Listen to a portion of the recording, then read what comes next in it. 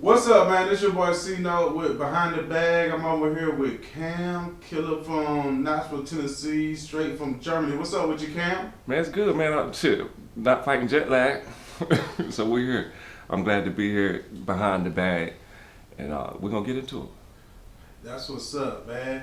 Now, I want to go back about your little history about how did you get started, man? I know you from making beats and stuff like that. So how did you get started on making beats? Making beats goes all the way back to going to rehearsals and practices with my parents, with their bands and stuff. Then I wanted to get in, how do I make my own song that they sing, stuff like that. So then my pops had a studio, he was already into it. So I would just hang around anytime I had all my homework done or whatever. I had time to hang out, and I was around that stuff all my life. My parents, my cousins, everybody made music. So when I started making beats, I was about 7 or 8, I think. But just learning the sequences and programming at that young age, and then it went from there. So I'm older now, so y'all can put that together how long I've been making beats. But yeah, I just had a lot of fun with it though, creating different vibes, and not only beats, we can call it producing music now. So hitting different genres of music and just taking it further. And actually, I'm having fun with it because I'm learning new stuff now with the new technology. So that's dope, and still cranking out beats. Man, so what programs you use to make your beats and producing? Right now is that Novation circuit board and Ableton Live. I used to use Logic, Fruity Loops. Pretty much, I know how to use all the programs. So any producer watching this, learn them all because they all got little different tweaks. But once you figure out and find your sound, then you know what program you like. It's almost like a car. The car gonna pick you. The program gonna pick you. Yeah, KAMM, what producers would you like to work with, and who you look up to on that producing tip? So producers I look up to are like ones that had their own sound. Like you can turn on the track and you hear them, like Teddy Riley or let's keep it current so people know what I'm talking about. Like Pharrell sound when he first came out. Lil Jon most definitely. Anything 3 6 Mafia, Juicy J, them hi hats, the heavy basses going, and those are the producers I looked up to. Now who I would want to work with, shoot. To say like one, I'm gonna say because every time somebody asks me, I'm like, nah, I don't know how to answer. I would want to work with. It would probably be like one of them funk cats, like DJ Battle Cat out there on the West Coast, or Rick Rock, that make a lot of stuff with Snoop. Yeah, Timberland most definitely. If anybody ever said, can you get to the studio with Timberland, I'll start walking now. That dude. He was making beats with this shit, styrofoam cups, pencils, and that goes back to before I got into beat making, using the table desk and doing all the beats for all the freestyle battles during lunch. They be battling dudes about to fight. Can we need you to make the beat? So yeah, all that stuff. I just answered that question and some. So what school did you go to, man, that you was doing In Germany, that was Hanau, Germany. Yep, grew up, born and raised in Germany. So my family's from Tennessee, but the high school was Hanau American High School, and that's where I started selling beat CDs, started working with artists, DJing, making money, going to gigs. So that's where I started in Germany, man. Yeah, Hanau, and then it just went to the next school, and then I went to recording art school in Orlando, Florida, Full Sail. And I learned a lot of tips there too. That's one of my professors told me about the programs, because everybody use this program. Use it. The program gonna pick you. Man, how was it like growing up in Germany, man? I always thought you was from Knoxville.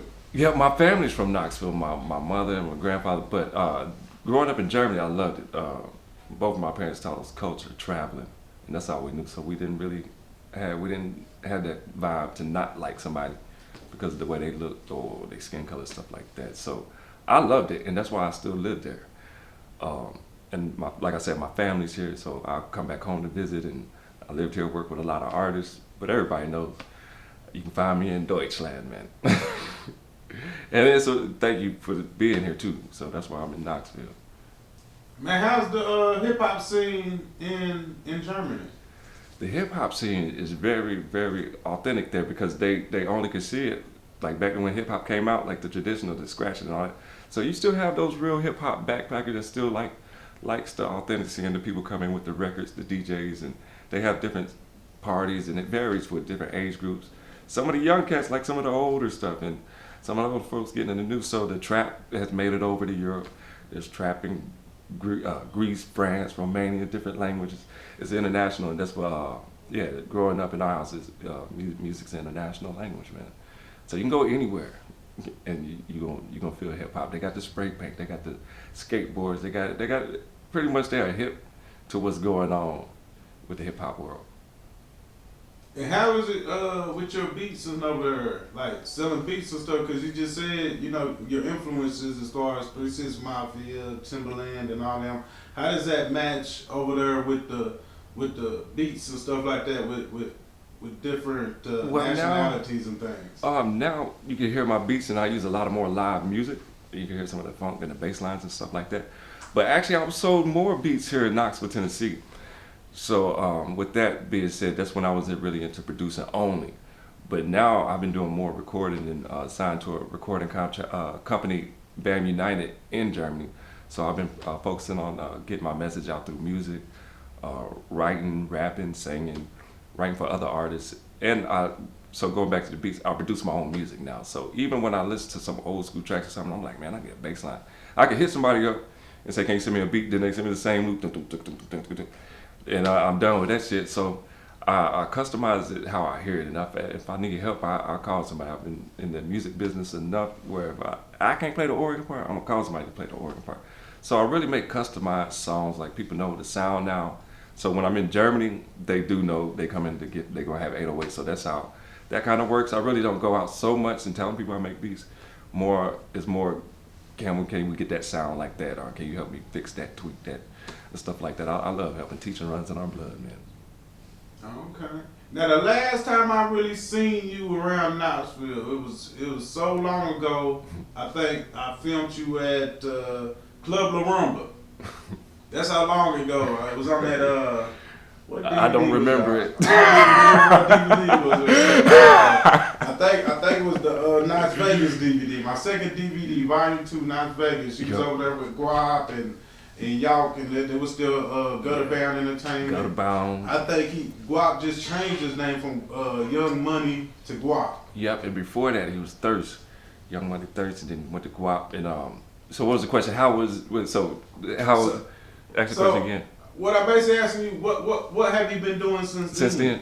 Yeah. Oh, okay. Actually, for about 2 or 3 years, is getting myself right. So finding a balance and still work on it, and then I mean, the whole thing when I say myself is how to record, how to move, where not to be, where I should be, doing the right move here, doing the right thing here, when it's time to go home, when it's time to go to the studio. So that took about 3 years of just getting that under control because I was pretty wild.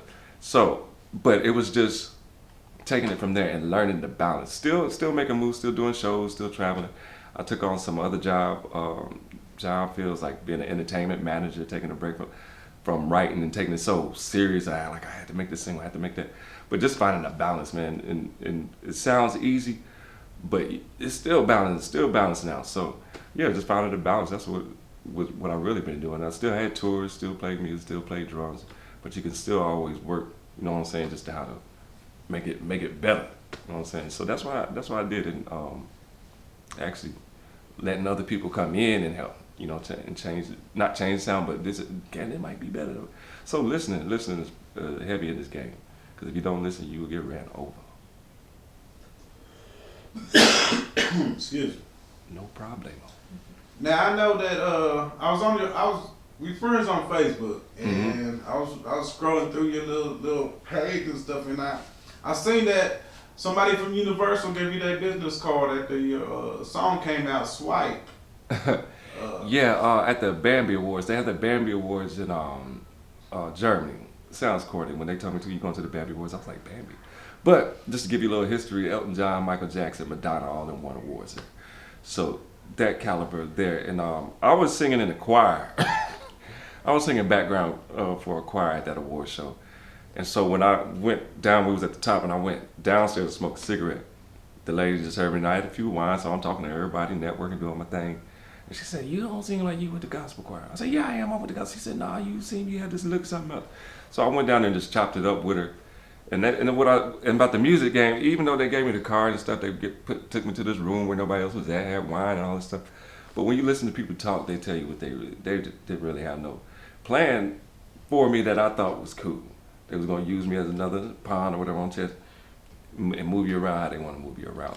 So it was cool that they were recognizing that I was making music and taking steps forward, but I also made contact with them again to see what they wanted to do with me, and it wasn't where it's supposed to go. So I stayed with the label I was with, VAM United, independent, and they know me. You know what I'm saying? They don't. It's not just we don't sign that guy and then send him out on 30 city dates. I can't. I don't roll like that.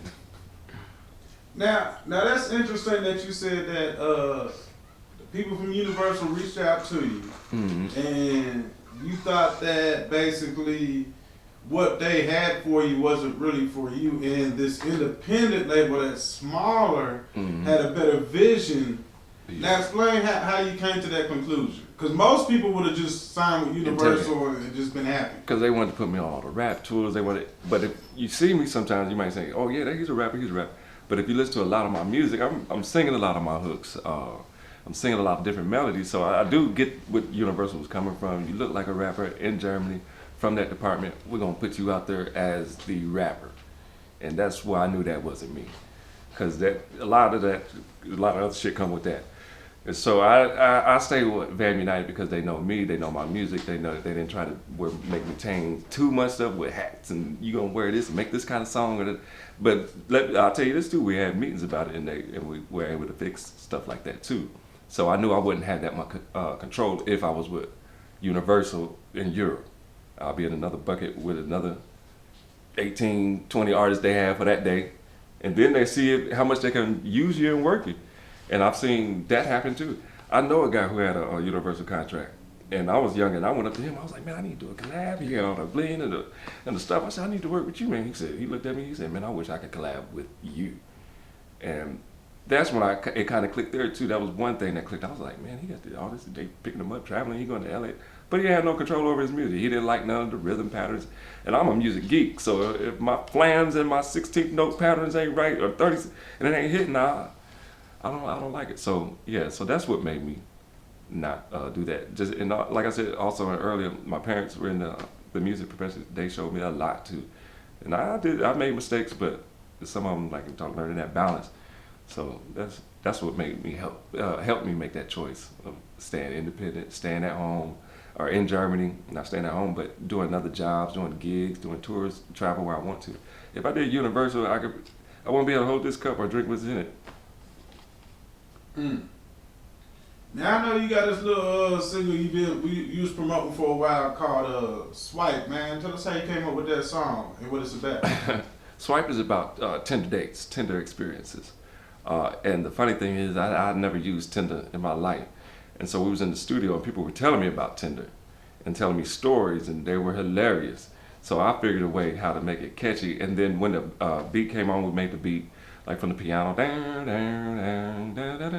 And I just said, I met that bitch on Tinder. And so we just kept playing it. And then the next thing I know, 20 minutes later, the verse and the second verse is done. And we just kept rolling with it. And we put out a promotion video. It hit like 12,000 when I woke up. And I was still thinking, I was just like, man, I don't know what it is. But that was me actually just showing my personality. It's funny. It has the heavy bass lines, like I said, 808s. It has a story. People can, that use Tinder, been swiped on, or good dates, bad dates. They know they can sing it. Or, it's a fun song. So that's how that came about. And then, we had different offers and stuff from movies, and people. We have one guy. He wrote me. He wanted just the stories from my Tinder experience, and I told him, I said, "Man, I can't. It's not like that." But it was just a fun song with a concept, and I got to perform it in Greece, Germany, Switzerland, and and moving on to the next thing. You know what I'm saying? But the Swipe, it was fun. I still like that song, and it was jamming though. But like I said, that's how that came about. It was just fun stories coming from left and right. I'm listening to them all, and then I just started writing them, all these fucking messages. But it's like, yeah, man, that was a fun song, and releasing that. Yeah. So if y'all don't know where to get it, just go ahead and get Swipe. Spotify, Apple Music is everywhere. Now, what's the difference between touring in those places? You said Greece, Greece, and all these Switzerland. other places. I don't know. Yeah, there's no problem. You just say Europe, but Europe. You know what I'm saying? What's the difference between touring in Europe than it is touring in the South in the United States? Touring in the South, let's say, okay, touring in Europe is fun because you get to see the different cultures, you get to travel, you're changing it, you're seeing different um, places. But what got me ready for that was touring in the South, of keeping your body in condition to do that. Because a lot of that stuff, when you're on the road, you're doing a lot of things you're not supposed to, that's not healthy anyway. So keeping a pace, showing up, just be there, be where you just be there. I'll tell you, if you're on tour, just be there, just don't miss it. But yeah, it taught me a lot though, even in growing up without even music, but just traveling, having the respect for different people, learning things, and being on tour in Europe. I would say came later on in my career, so I got to see the fun part of it, not having to build my own drum set or just show up to sound check. But yeah, I've been through the what we call chicken circuit, not the original chicken circuit, but everybody has a chicken circuit or something.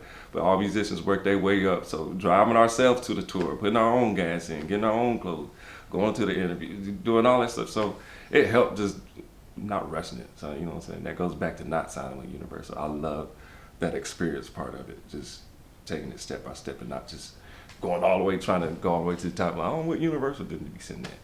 But yeah, man, just believing in yourself, the music, and touring and seeing all those different places and networking never gets old. It never gets old for me, because it leads to other things, bookings and opening different business, different ideas, if you open your ears, though. Man, tell me a crazy story about touring in Europe, man. Okay. I went to Spain one time, and we were supposed to stay there a week. We was in Lorette de Mar. This was what VAM United Records and all them they had. And from the get go, this is how. So they said, "Cam, you gotta get on the bus. We taking the bus from Dusseldorf to Lorette de Mar." And I said, "How long is that?" 13, 14, 15 hours. You gotta take the bus. I said, "I ain't gonna make it. So the day of, got a flight down there, and on Monday it was like the whole week. On the following Monday, Lil Jon was gonna be there. We was gonna be able to open up. So we just doing our thing in Spain. So when I get there, I get to the show, I get on the stage. It is not my day to perform, but I thought it was my day to perform, and I felt like it was my day to perform. So I'm on the stage, and the crowd going crazy. Blah, blah, blah. They doing this, they reacted to the music, boom, boom, boom.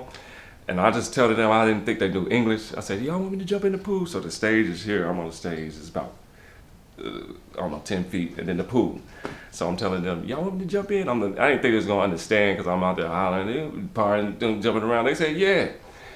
I'm not thinking. I got my phone in my pocket. The money for the week is in my pocket. Passport's in my pocket. Everything's in my pocket, and my microphone's in the hand. And they told me, they said, "Yeah." So the song was jamming. So I took a couple of steps back, and I took off and jumped in the air and jumped into the pool. And when I was in the air, I remembered I had my phone, I had my money, and I looked back, my manager said, "No." And so I'm in the pool, and they got these paddles, and they hitting, making noise, and there's water everywhere. So I'm not a great swimmer. So I'm out there flapping around, trying to get out the pool. And I finally got out the pool, and then they asked me to come back the next day. And I'll say, after the pool, that party, that show was one of the best ones, because the DJs was rolling with it. But the next day, it wasn't that same energy. So that was one of the craziest fun times, because after that we got into some stuff, and I'm not gonna get into the crazy part. That was a fun one. Let me say a fun one, because after that, I'm trying to keep positive vibes around here, man. You know what I'm saying? But yeah, and it was just fun. I had a lot of crazy ones, and if you ain't heard the crazy stories, you can just follow my Instagram. I post them, but it's plenty of them. It's plenty crazy stories, man. And yeah, that's one of the fun ones I can think about now. Or yeah, meeting Shop Boys in Atlanta. Didn't know who they was until I downed all the Heinekens and lost in pool, and they told me it was the Shop Boys.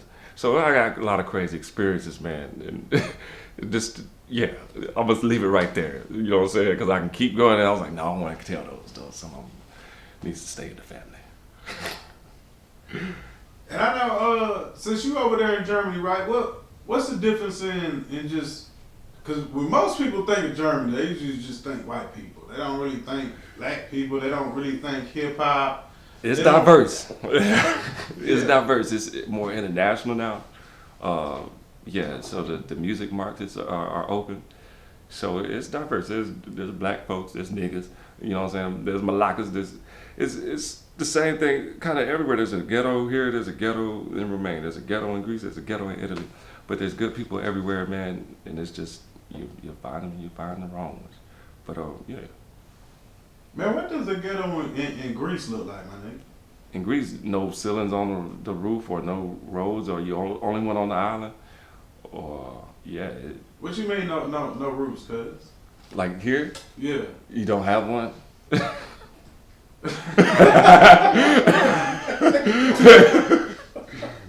That's what the refugees said. They're serious though.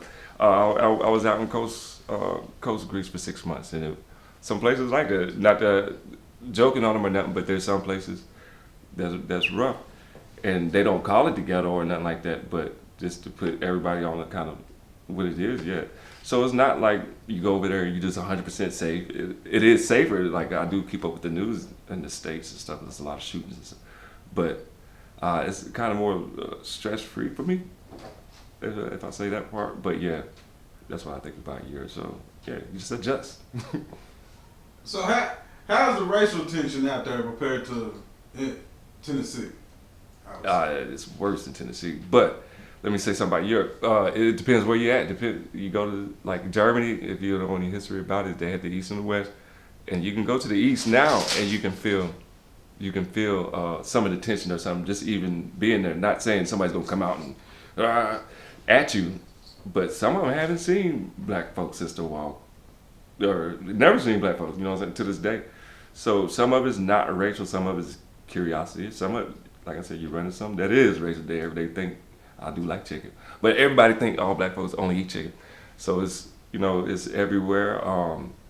It's not bad, but you just have to be you watch out everywhere. Shit. Now coming back to Knoxville, man, what's the difference between the last time you came and now? Because Knoxville kind of changing a lot, man. Yeah, a lot of the buildings changed. A lot of the projects didn't look. I didn't even know I was, but it has changed a lot. I don't know if it's for the better or not because I ain't been here long enough to know. But it does look nice. And I went to UT game for the old Miss. That was the first time I went to a UT game, actual UT game. I went to the tailgating and the drinking parties, but this is the first time I went to the game. So it feels good, man. I'm around my family, so it's a good vibe. And I'm glad to be, like I said, I'm glad to be here too. Just to say it, because I ain't doing too much while I'm here as working, but I'm around my family, and it's comfortable. Okay, man. Well, that's about all the questions I got for you, man. You want to give anybody a shout out or anything like that? VAM United Records for holding me down for like 10 or 12 years. That's the record label in Germany. And today I just had a new single come out, Free Your Mind, on Apple Music. And then by the time y'all probably see this, you can get it anywhere. Just type it in, Free Your Mind. And follow my links on Spotify, Instagram, at KAMM, KAMMVAM. And you can go to the website, cam.vamunited.com. And I'm glad to be here, man, behind the bag. Man, I got one more question. How the hell you stay with a record label for 10 damn years, bro, and don't want to get off? Well, we went through all the problems. I'm close with the owner, so we went through that. We like brothers, so we went through those conversations. Let me go. He was like, "No, I can do this for you," and just learning and listening. We took a break for maybe a year and a half, just doing our own music stuff, but I was still signed to the label. And then once I learned what I didn't like about the first part of the label, and he told me what I wasn't doing right and what he thought, and we got a new contract, and we had more of an understanding.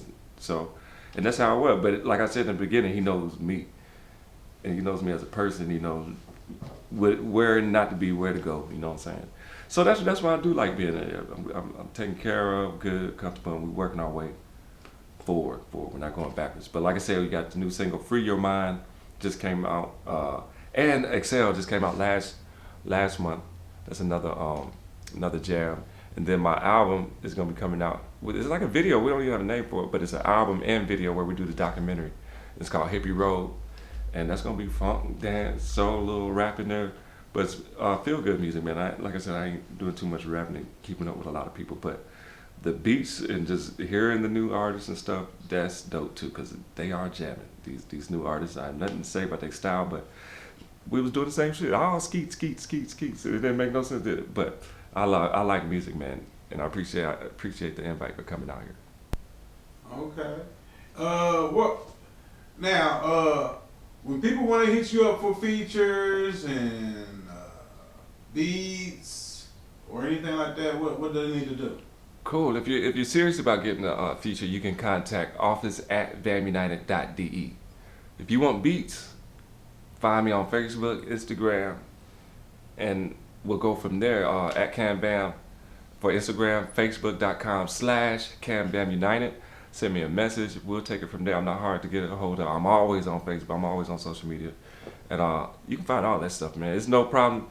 And we'll make it work. I'm one of those musicians and producers. We're gonna make it work. I ain't gonna tell you sucking up. We're gonna make that shit sound good. All right, but yeah, that's how you find me. All right, man. This is your boy C-Note. We're behind the bag over here with Cam, and we out. Cheers, Malakas.